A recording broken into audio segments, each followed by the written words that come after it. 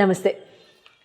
12 రాసుల వారికి కూడా ఈ నవంబర్ మాసంలో ఏ రకంగా ఎంత చక్కగా ఉత్తేజంగా ఉండబోతోంది, ఎటువంటి గ్రహ మార్పులు రాబోతున్నాయి, ఎటువంటి సంచలనాలు మీ లైఫ్లో రాబోతున్నాయి, లేకపోతే ఎటువంటి చిన్ని జాగ్రత్తలు తీసుకోవాలి అనేవి తెలుసుకుందాము. మరి ఇంకెందుకు ఆలస్యం, పదండి.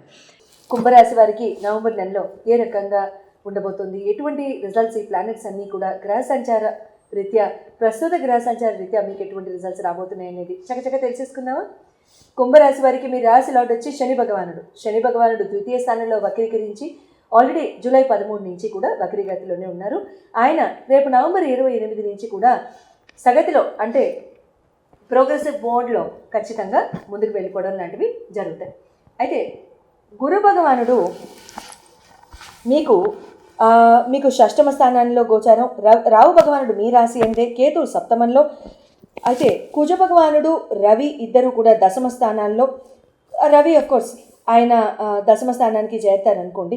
బుధ భగవానుడితో పాటు కుజ భగవానుడు బుధ భగవానుడు ఇద్దరు దశమ స్థానంలో, రవి కూడా దశమ స్థానంలో గోచారం నవంబర్ 16 నుంచి మొదలు పెడతారు. శుక్ర భగవానుడు భాగ్యస్థానంలో. Very good. హెల్త్ పరంగా కనుక చూసుకున్నట్లయితే మీ రాశి లార్డ్ శని ద్వితీయ స్థానంలో ఉన్నారు కాబట్టి ఇక్కడ మీకు ఖచ్చితంగా అంతా బాగానే ఉంటుంది. కానీ ఒక 3 మంత్స్ నుంచి జూలై 11, 12, 19వ తారీఖు అక్కడి నుంచి కనుక మీరు నోటీస్ చేసినట్లయితే మీకు ఒక రకంగా ఇక్కడ లేజినెస్, శారీరక బద్ధకము, శారీరక లేజినెస్, మెంటల్ లెథార్జీ లాంటివి ఇక్కడ ఎక్కువగా మీరు చూసుంటారు. శారీరక లేజినెస్, మెంటల్ లెథార్జీ, ఏదైనా డెసిషన్ తీసుకోవాలన్నా సరే తీసుకోవడం, ఏదైనా పనులు కూడా ముందుకి మెల్లిగా వెళ్ళడం లాంటివి జరుగుంటాయి. ఇక్కడ నవంబర్ 28 దాటిన తర్వాత శని ముందుకు వెళ్ళిపోయి ద్వితీయ స్థానం ముందుకు ప్రోగ్రెసివ్ మోడ్లో వెళ్తారు కాబట్టి ఇక్కడ ఏమవుతుందంటే ఆగిపోయిన పనులన్నీ ముందుకు వెళ్ళడం, బిజినెస్లు చకచకా ముందుకు వెళ్ళడం, వ్యవహారాలన్నీ కూడా ముందుకు వెళ్ళడం, ఆపర్చునిటీస్ ముందుకు వెళ్ళడం, ఏదైనా ప్రయాణాలు చేయవలసి వచ్చినా చేయడం, దేనికి కూడా ఆపడం కానీ అలాంటివి ఇక్కడ జరగవు. హెల్త్ పరంగా ఇక్కడ మీకు ఆ లేజినెస్ కూడా ఉండదు కాబట్టి ఇక్కడ ఒబెసిటీ రిలేటెడ్ ఇష్యూస్ కానివ్వండి, మీకు ఏమన్నా ఇక్కడ బార్డర్ లైన్ డయాబెటీస్ హిట్ అయ్యి ఏదైనా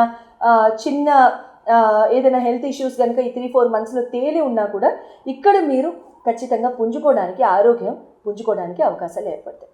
ఎడ్యుకేషన్ అండ్ లవ్ పరంగా కనుక చూసుకున్నట్లయితే బుధ భగవానుడు మీ పంచమాధిపతి దశమ స్థానంలో గోచారం చేయడం.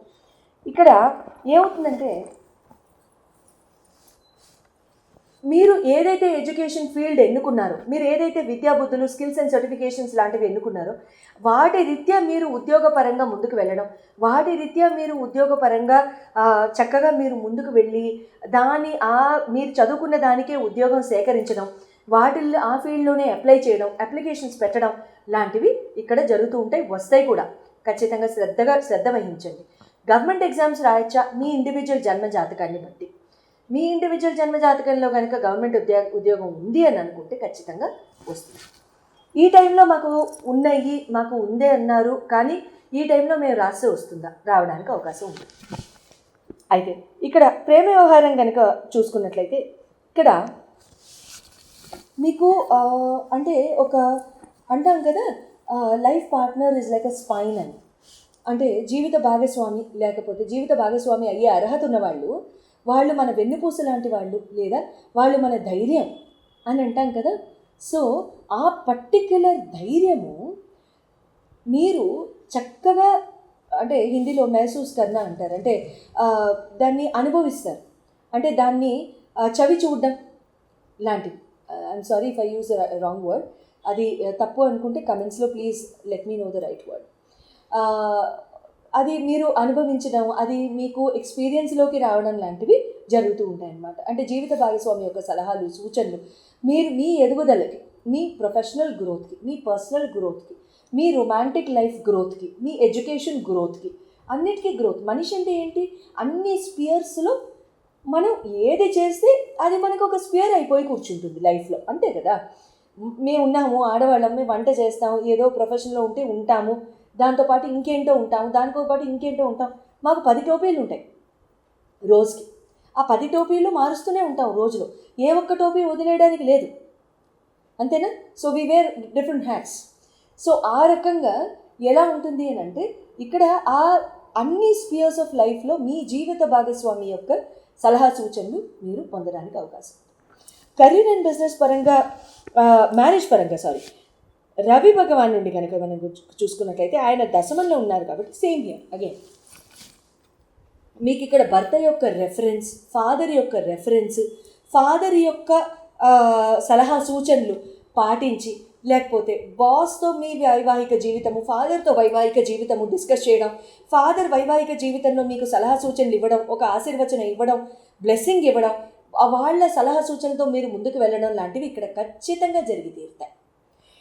కెరీర్ అండ్ బిజినెస్ పరంగా కనుక చూసుకున్నట్లయితే నవమ దశమాధిపతులు మీకు శుక్ర కుజులు అవుతారు.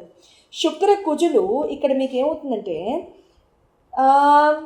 మంచిదే, వాక్కును ఉపయోగించి ఉద్యోగం చేసేవాళ్ళు కానీ, సర్వీస్ చేసేవాళ్ళు కానీ, బిజినెస్ చేసేవాళ్ళు కానీ కంఠాన్ని ఉపయోగించి singers, classical singers, normal singers, etcetera, filmy singers, anybody, మీ అందరికీ కూడా చాలా చాలా బాగుంటుంది. If you trying out for different opportunities please go ahead.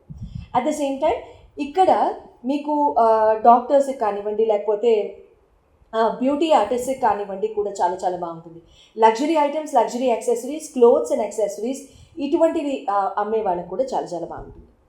కుజ భగవానుడు కూడా ఇక్కడ దశమాధిపతి మీ కుజుడు అవుతారు కాబట్టి, కుజుడు దశమాన్నే ఉన్నారు కాబట్టి డిఫెన్స్ ఎగ్జామ్స్ రాసేవాళ్ళు, పోలీస్ డిపార్ట్మెంట్ ఎగ్జామ్స్ రాసేవాళ్ళు ఈ టైంలో ఏమైనా స్కెడ్యూల్ ఉంటే, గవర్నమెంట్ ఎగ్జామ్ స్కెడ్యూల్ ఈ టైంలో కనుక December 15th లోపు ఎగ్జామ్స్ ఉంటే మీరు చక్కగా ఫ్లయింగ్ కలర్స్లో పాస్ అవ్వడానికి సంపూర్ణ అవకాశాలు ఉంటాయి. Provided we have studied since years underline. అంటే మన సంవత్సరాల తరబడి చక్కగా కష్టపడి మనం చదువుకుని ఉన్నట్లయితే ఖచ్చితంగా పరీక్షల్లో మీరు ఉత్తీర్ణత సాధించడానికైతే సంపూర్ణ అవకాశాలు ఇక్కడ హాయిగా ఏర్పడుతున్నాయి. Defence, police, then next comes IT అంతే. Okay, all the very best. And మీ జన్మ జాతకాలు కనుక ఇండివిజువల్గా చేయించుకోదలుచుకుంటే మీరు స్క్రీన్ మీద డిస్ప్లే చేయబడిన నంబర్స్కి కాల్ చేసి అపాయింట్మెంట్ తీసుకోవచ్చు. కార్తీక మాసంలో వచ్చే సోమవారాలు, శనివారాలు, కార్తీక మాసంలో ముఖ్యంగా మనం ఈశ్వరారాధన, దామోదర ఆరాధన, తర్వాత వైష్ణవ ఆరాధన ఈక్వల్గా చేస్తూ ఉంటాం. శివకేశవులకి ఎప్పుడు కూడా భేదం లేదు, అండ్ ఆ భేదాన్ని ఎప్పుడు కూడా మనం పాటించకూడదు అనేది నేను ఎప్పుడూ చెప్తూ ఉంటాను, అంతే కదా. సో సోమవారాలు, శనివారాలు, తర్వాత ఏకాదశులు, తర్వాత పౌర్ణమి, కార్తీక పౌర్ణమి, ఆ రోజు గురునానక్ జయంతి కూడా వస్తుంది. కార్తీక పౌర్ణమి తర్వాత కార్తీక అమావాస్య ముందొచ్చే చతుర్దశి, తర్వాత అమావాస్య రోజు పొలాల అమావాస్య, ఇలా దామోదర ద్వాదశి అంటే కార్తీక దామోదర ద్వాదశి అంటాం, కైసిక ద్వాదశి అంటాం, ఇలా తులసి వివాహము, ఇంకా చెప్పుకుంటూ వెళ్ళిపోతే ఇంకా 30 రోజులకి 30 ఈవెంట్లు, 30 చక్కగా మనం చేసుకోదగిన పూజలు మనం డిస్కస్ చేసుకుంటూ ఉండొచ్చు. అందరికీ ఉపయోగపడేలాగా మనకి వచ్చిన ఏ చిన్నపాటి కొద్దిపాటి చిన్న చీమంత గోరంత కష్టం అనుకుందాం, గోరంత ఇష్యూ అనుకుందాం, ఆ గోరంత ఇష్యూని కూడా తీసేసేయడానికి తర్వాత పెళ్ళి కాని వారికి చక్కగా ఎంతో చక్కగా మీరందరూ కూడా శ్రవణం చేసినా చదివినా సరే, అంటే శ్రవణం అంటే విన్నా చదివినా సరే మీకు ఎంతో చక్కగా మంచి మేలుని చేకూర్చే శివమహత్యం కథ ఈరోజు చెప్పుకుందాం. అయితే శివమహత్యం కథలో పూర్వము శివయ్య రాజేశ్వరి అనే బ్రాహ్మణ దంపతులు ఉండేవారట. వారు ఎంతో పాపం ఫైనాన్షియల్ ప్రాబ్లమ్స్లో వాళ్ళు అలా ఉండడం వలన ఈ శివయ్య అనే బ్రాహ్మణుడు తిరుపతి క్షేత్రానికి వెళ్ళి చక్కగా ధనార్జన చేసుకుందామని బయలుదేరతాడు. అయితే ఒక ఋషీశ్వరి ఎదురై, నాయనా నువ్వు తిరుపతి దాకా వెళ్ళిన తర్వాత నీకు స్వామి దర్శనం అవుతుంది, కానీ ధనార్జన ఎలా చేస్తావు, అలా కుదరదు, కాబట్టి నీకు శివమహత్యం కథ చెప్తాను, ఆ వ్రతం కథ ఎప్పుడు నువ్వు చక్కగా చేసుకుంటూ ఉండు, నీకు నిత్యం శుభం జరుగుతుందని చెప్పి ఆ శివమహత్యం కథ చెప్తాడు. పూర్వం వంగదేశ రాజకుమార్తె ఒక ఆవిడ ఉండేది, సీమంతిని అని. ఆ సీమంతినికి ఒకరోజు ఒక ఋషీశ్వరి భార్య మైత్రేయి అని ఆవిడ ఆ వనంలో ఆ అమ్మాయి అందరూ చెలికత్తలందరూ తిరుగుతుండగా పూలు ఏరుకుంటూ ఉండగా ఆవిడ ఏం చెప్తుందంటే ఈ శివమహత్యం కథ అంతా ఆ అమ్మాయికి చక్కగా చెప్పి వినిపించి కథ విధానం అంతా చెప్పి చక్కగా ఇలా పూజ చేసుకోమ్మా, శివుడికి పార్వతీదేవికి పూజ చేసుకుని తెల్లటి పుష్పాలతో అర్చించు, చక్కగా ఆ కథ అంతా చదువుకున్న తర్వాత అక్షంతలు వేసుకో తల్లి అని కథ చెప్తుంది. కథ చెప్పిన తర్వాత ప్రతి సోమవారం కూడా సీమంతిని చాలా చక్కగా విధి విధానాలతో పూజ అంతా చేస్తుంది. చంద్రవల్కుడు అనే మహారాజుకి ఇచ్చి సీమంతిని వివాహం చేస్తారు. అయితే ఆ చంద్రవల్కుడు తో వివాహం అయిన కొంతకాలానికి ఆ రాజకుమారుడు ఏం చేస్తాడు, స్నేహితులతో కలిసి యమునా నదిలో నదీ తీరాన నదిలో నావపై బయలుదేరతాడు. నదిలో నావపై బయలుదేరిన రాజకుమారుడికి ఒకసారి ఏమవుతుంది, నావ తిరగబడిపోయి నదిలో రాజకుమారులందరూ కూడా మునిగిపోతారు. ఈ నదిలో మునిగిపోయిన రాజకుమారులందరినీ కూడా తక్షకుడు, నాగలోకానికి చెందిన తక్షకుడు యొక్క ఈ మహారాజు యొక్క ఈ ఆ దేశానికి చెందిన నాగకన్యలందరూ కూడా ఇతన్ని పట్టుకుని, ఆ రాజకుమారులందరినీ పట్టుకుని తక్షకుడి వద్ద తీసుకెళ్తారు. తక్షకుడు తన దివ్యదృష్టితో ఈ జరిగిన వృత్తాంతం అంతా తెలుసుకుని ఆయన ఏం చేస్తారు, వీళ్ళ రాజకుమారులందరినీ మనలతో సత్కరించి చక్కగా వాళ్ళకి నాగలోక సౌందర్యాన్ని అంతా తిలకింపజేస్తాడు. నాగలోక సౌందర్యాన్ని తిలకిస్తూ వీళ్ళు ఏం చేస్తారు, ఆ పనిలో పడిపోయి పూర్తిగా లేట్ అయిపోయి మైమరిచిపోతారు ఈ రాజకుమారులు. ఈలోగా ఏమవుతారు, దాయాదులు బయలుదేరుతారు. దాయాదులు అంటే ఎవరు, రాజ్యాన్ని అపహరించి ఆ చెరసాల్లో పెట్టేస్తారు ఈ రాజకుమారి యొక్క తల్లి తండ్రిని. సీమంతిని కూడా పాపం అన్నీ కోల్పోయి ఆ చెలికత్తలతో నదీ స్నానానికి వెళ్ళి పాపం దిక్కుతోచిన దానిలాగా ఉంటుంది. ఒకరోజు బొట్టు కూడా లేకుండా నదీ తీరానికి వెళ్ళి అక్కడ స్నానం చేసి వస్తుంటే ఈలోగా ఈ సీమంతిని చేసిన కథకి శివుడు ప్రసన్నమై శివుడు కల్లో కనిపించి చెప్తాడు ఈ అమ్మాయికి, నాన్న నీ భర్త వస్తున్నాడు, నువ్వు భయపడకు, చక్కగా పూజ చేసుకోని. ఈలోగా రాజకుమారుడికి జ్ఞానోదయమై శివుడు దయ వల్ల తక్షకుడికి చెప్తాడు, మా వాళ్ళందరూ ఎంత ఇబ్బంది పడుతున్నారో, నేనేమో ఇక్కడే ఉండిపోయాను, నేను ఇంకా బయలుదేరుతానండి అని చెప్పి నమస్కారం చేసుకుని తక్షకుడు అమృత భాండం ఇస్తాడు. నీకు, నీ భార్యకి, నీ కుటుంబానికి కూడా ఎప్పుడూ కూడా ఏమాత్రం లోటు ఉండదు. అమృతం అంటే ఏంటి, ఇంకా ఆల్మోస్ట్ ఇంకా మరణం లేనట్టే. ఆ భాండం తీసుకుని, అమృత కుండంతా తీసుకుని తక్షకుడు బయలుదేరతాడు. నది తీరం దాకా చేరేసరికి బొట్టు లేకుండా ఉన్న సీమంతిని చూసి తక్షకుడు అసలు గుర్తే పట్టకుండా సీమంతిని కూడా భర్తను గుర్తుపట్టదు. జరిగిన వృత్తాంతం అంతా మాయావి రూపంలో తక్షకుడిని తలుసుకుని మాయా వేషం వేసి జరిగిన వృత్తాంతం అంతా తెలుసుకుంటాడు. వెళ్ళి, తల్లి నీ భర్త 3వ రోజుకి తిరిగి వస్తాడు అని భర్తే భార్యకి ధైర్యం చెప్పి, మాయావేషంలో ఉన్నాడు కదా, సో భార్య కూడా గుర్తుపట్టదు.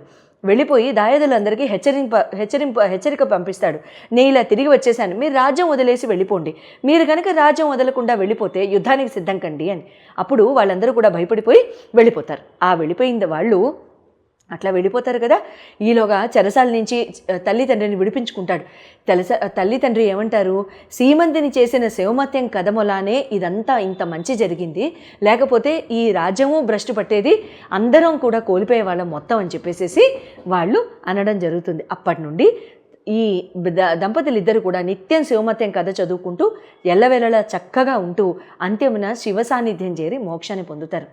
పెళ్లి కాని వాళ్ళు ఎవరైనా ఉంటే ఈ శివమత్యం కథ స్త్రీల వ్రతకథ పుస్తకాల్లో ఉంటుంది, ఆన్లైన్లో కూడా దొరకచ్చు. నేను చూడలేదు ఆన్లైన్, మీరు వెతకండి. ఒకవేళ నాకే దొరికితే కనుక నేనే మీకు PDF రూపంలో పంపించేస్తాను, డిస్క్రిప్షన్లో ఉంటుంది, చూసి డౌన్లోడ్ చేసుకోండి. కథా పుస్తకాలు మీకు కష్టం అయితే కనుక ఎల్లప్పుడూ ప్రతి సోమవారం చక్కగా ఉపవాసం ఉంటూ తలస్నానం చేసే నియమం ఏం లేదు, చేయాల్సిన అవసరం లేదు. సో ఉపవాసం ఉంటూ సాయంత్రం పూట దీపం పెట్టుకుని, శివాలయంలో అయినా పర్వాలేదు, ఇంట్లో అయినా పర్లేదు, ఆవునేతో దీపం పెట్టుకుని కథ చదువుకుని అక్షంతలు వేసి శివపార్వతులకి నమస్కరించుకుని బెల్లం ముక్క అయినా సరే, మీరు ఏమాత్రం ఏ నివేదన చేయలేకపోతే బెల్లం ముక్క అయినా నివేదించండి, చక్కగా ఈ పూజ చేసుకోండి. ఎంతో నమ్మకంతో చెప్తున్నాను, ఖచ్చితంగా వివాహం కాని వాళ్ళకు కూడా వివాహం అయిపోతాయి. శుభం భూయాత్.